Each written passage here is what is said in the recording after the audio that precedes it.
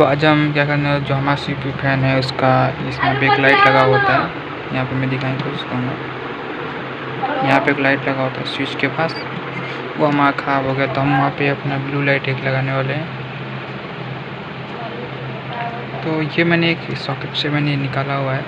ये वाले सॉकेट है जो चार्जर के सॉकेट में आता है, मेरा ब्लू लाइट होता है। इसमें बहुत सारे चार्जर में होता भी और नहीं भी होता है, तो मैंने वहाँ से एक ब्लू लाइट मैंने निकाला हुआ है और इसे मैं सोल्डिंग करूँगा और इसको मैं अपने सीपीयू के अंदर अपने लगाने वाला हूँ और लगा के मैं इसको चेक करूँगा कि काम कर रहा है क्या नहीं।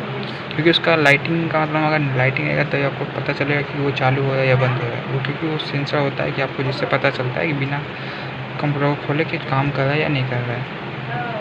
तो चलिए बाकी सब बातें को छोड़ते हुए और इसे रिपेयर करते हैं। तो चलिए इसका सोल्डिंग होगा। चार्जर ले लेना है।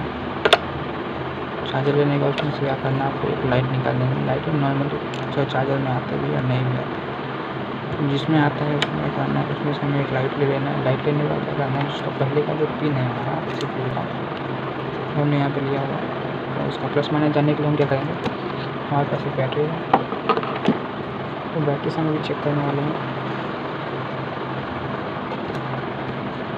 तो ये बैटरी से हम चेक करेंगे कि इसमें से प्लस कौन सा है माइनस कौन सा है।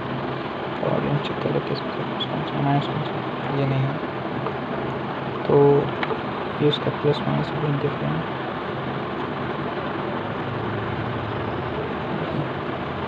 यहाँ पे ब्लिंक कर रहा है, यहाँ पे जल ये इसका प्लस है इसका माइनस है। जैसे मेरे को पता था कि इसमें ये वाला प्लस का माइनस का, तो वैसे मैं क्या कि प्लस माइनस का इसमें कर दूँगा। ठीक है,